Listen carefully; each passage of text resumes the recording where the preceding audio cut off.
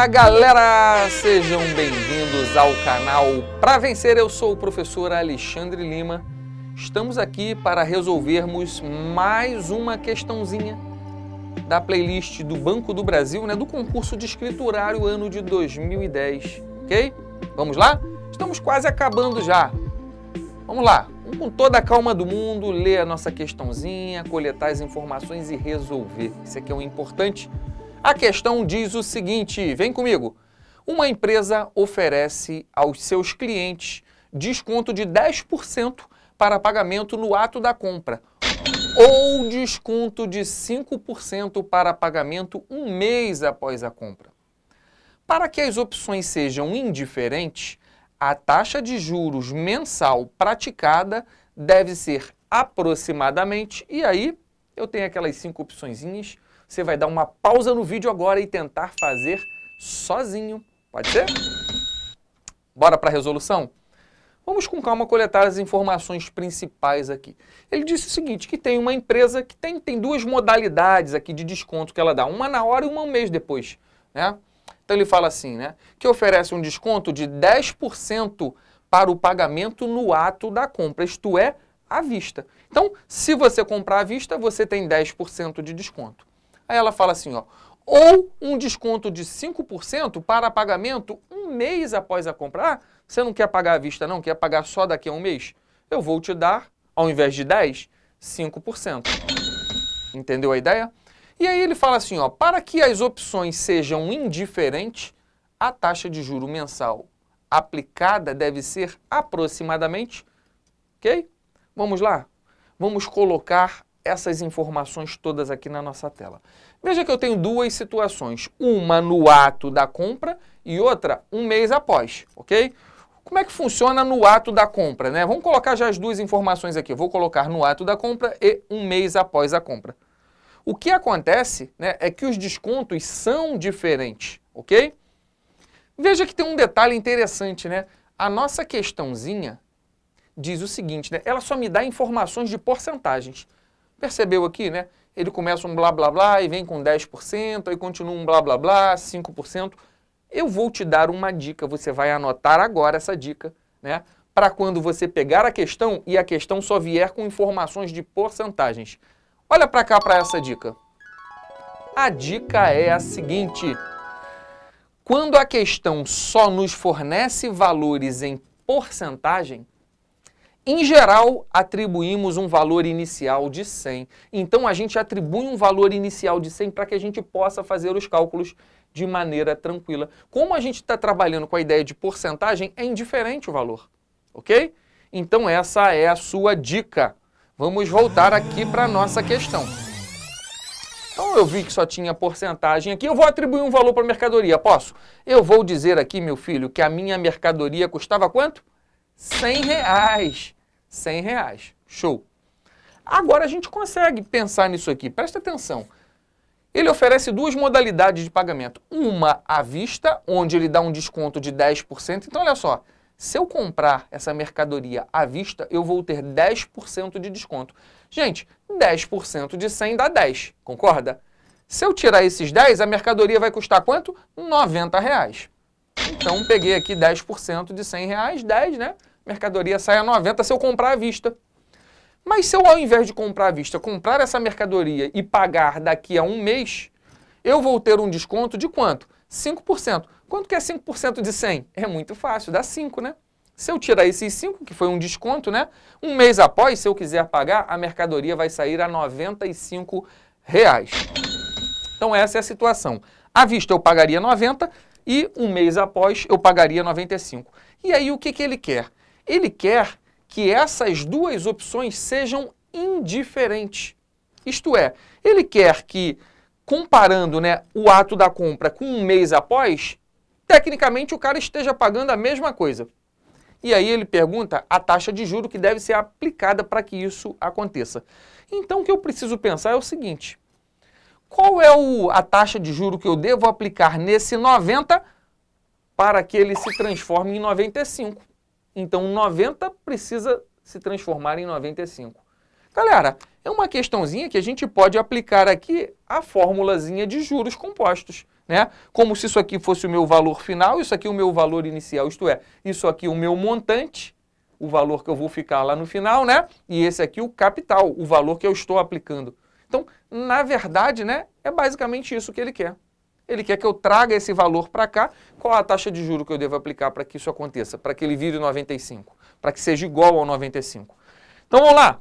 Você lembra da formulazinha de juro composto? É montante igual ao capital, que multiplica 1 mais I elevado a T, né?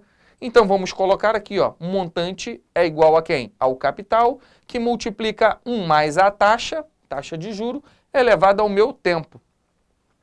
Como se isso aqui fosse o meu montante, isso aqui o meu capital. Então, vai ficar 95, que é o montante, é igual ao capital, que é 90, que multiplica 1 mais a taxa, que é o que eu quero saber, elevado ao tempo. No caso aqui, o meu tempo é 1 mês só, percebeu?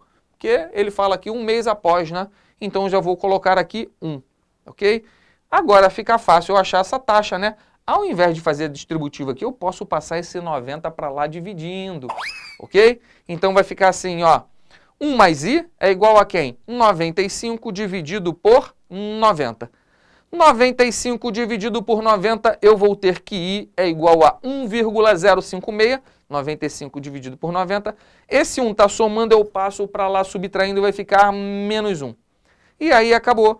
Eu vou ter que a minha taxa é 1,056 menos 1, vai dar 0,056. 0,056, ok? Que passando para a porcentagem, né? Como é que eu passo isso aqui para a porcentagem? É só andar 2 casinhas para cá. Eu vou ter que o meu I é o quê? 5,6%, tá? Isso aqui é um valor aproximado, tá, gente? Porque 95 dividido por 90 não dá exatamente 1,056. Vai ficar 1,05555516 lá para baixo.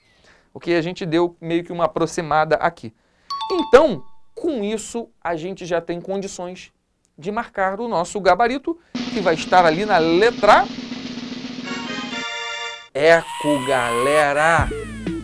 Jansen, olha aqui para mim, Jansen. Você colocou a música? Para essa música agora, Jansen. Para essa música. Eu vou fazer uma observação aqui muito legal para você. Presta atenção. Veja que eu apliquei aqui a fórmula de juro composto, não apliquei? Será que eu poderia aplicar nessa questão, ao invés da fórmula de juro composto, a fórmula de juros simples? O que você acha, Jansen? E aí? Será que rola ou será que não rola? Vamos fazer o teste agora, galera. Como é que é a fórmula de juros simples? Meu Deus! A fórmula é assim, ó. Juro igual a capital vezes taxa vezes tempo, né? Sobre 100, o famoso CIT sobre 100. Não é isso? Será que vai dar certo, né? Lembrando que eu tenho 90 que precisa se transformar no 95. Então, se eu tenho um capital de 90 e eu preciso ter um montante de 95, quer dizer que eu preciso ganhar 5 de juro, né?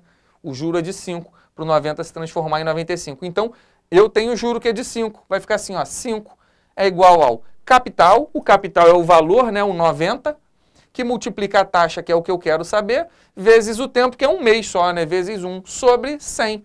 Olha só que interessante, galera. Esse 100 vai para lá multiplicando, vai dar 500, né? Eu vou ter que o I é igual a quanto? 500, esse 90 está multiplicando, vai dividindo, 500 dividido por 90. Cortou 0 com 0, 50 dividido por 9. Sabe quanto é que dá aproximadamente? Pasmem, galera, aproximadamente 5,6. Exatamente o mesmo valor. Aí você me pergunta, professor, mas como assim? Eu fiz uma questão, se eu aplicar na fórmula de juro composto ou de juro simples, dá o mesmo resultado? Sim. Por quê? Boa pergunta, né? Meu Deus! Por que isso está funcionando tanto juro simples quanto juro composto? Por um simples detalhe. Olha só para isso aqui, galera. Eu vou te mostrar aqui o gráfico do montante em função do tempo, tanto no juro simples quanto no juro composto. No juro simples, qual é a modalidade de juro simples, né? O juro é calculado em cima do capital inicial e você ganha sempre o mesmo valor todo mês. O juro simples é assim, os juros são constantes. E no juro composto, o valor do juro é sempre calculado em cima do saldo do mês anterior. Bola de neve, fica cada vez maior, né? O juro vai crescendo. Então, juro simples, o juro é constante, e no juro composto, o juro vai aumentando no decorrer do tempo. Então, se eu fosse construir o gráfico do montante em função do tempo no juro simples, o gráfico vai ser uma reta. Juros simples é uma reta, porque ele cresce sempre o mesmo valor no mesmo intervalo de tempo, ok? Quando eu vou construir o gráfico do juro composto, não vai ficar uma reta, porque o valor dos juros é maior a cada intervalo de tempo. Vai ficar uma curva exponencial desse jeito, galera, né? Uma exponencial, que a gente chama aqui de juro composto. Veja que tem um determinado momento onde nós temos aqui que os juros simples e os juros compostos são idênticos. Isto é indiferente você aplicar a juros simples ou a juros compostos. Quando? No primeiro ciclo de aplicação. Né? Como assim primeiro ciclo, professor? Se você estiver fazendo uma aplicação onde a taxa é ao mês, o ciclo é de um mês. Se você está fazendo uma aplicação onde a taxa é ao semestre, é a cada 6 meses e assim por diante. Então veja que juro simples e juro composto são iguais no primeiro ciclo de aplicação. Então eu vou ter que aqui JC é igual a JS, juros simples é igual a juros compostos. Por que eles são iguais? Porque ambos são calculados em cima do capital de início, ok? Logo, se o percentual é o mesmo, vai dar o mesmo valor. É por isso que eu tenho esse fenômeno acontecendo aqui. Veja um detalhe mais curioso quando a gente analisa esse gráfico, que se eu fizer uma aplicação e eu retirar antes do primeiro ciclo de aplicação, veja que a curva do juro composto ela fica abaixo da curva do juro simples. Então, antes do primeiro ciclo, eu tenho que o quê? Que o juro composto é menor do que o juro simples. Isto é, juro simples é maior do que juro composto. É verdade. Antes do primeiro ciclo de aplicação, juro simples aqui ó, vai me dar um valor maior do que juro composto. Em cima do primeiro ciclo, que foi o que a gente analisou agora, eu tenho que juros simples são iguais a juros compostos. E após o primeiro ciclo, aí sim o juro composto vai estar sempre acima dos juros simples. Isto é, após o primeiro ciclo, eu vou ter que juros simples é sempre menor do que juros compostos. Afinal de contas, né, essa reta vai estar sempre abaixo dessa curva daqui para lá. Agora é hora daquele print bonitão. Isso. Vamos voltar para a nossa questãozinha aqui. Agora você deve estar me entendendo por que quando eu fiz usando a fórmula de juro composto e usando a fórmula de juros simples, eu achei o mesmo resultado. Por quê? Como ele só estava considerando na questão um mês, ele só tinha um ciclo de aplicação. Percebeu? Estava exatamente no primeiro ciclo. Então, tanto faz você aplicar a juros simples ou a juros compostos, a fórmula vai dar o mesmo resultado, porque ambos, como eu falei, são calculados em cima do capital de início, ok? Agora sim, finalizamos, depois dessa observação, solta a música, DJ. Finalizamos a nossa questãozinha aí da playlist Banco do Brasil, né? Lembrando que a gente está fazendo a provinha do concurso de escriturário, galera, ok?